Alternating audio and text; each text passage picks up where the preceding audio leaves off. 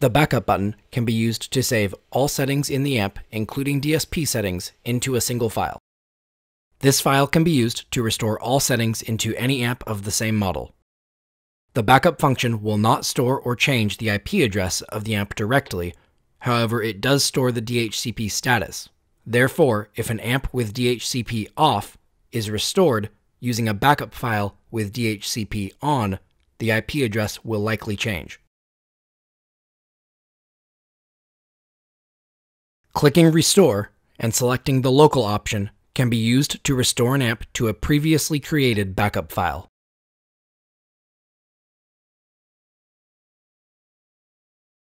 The backup file has now been restored to the amp.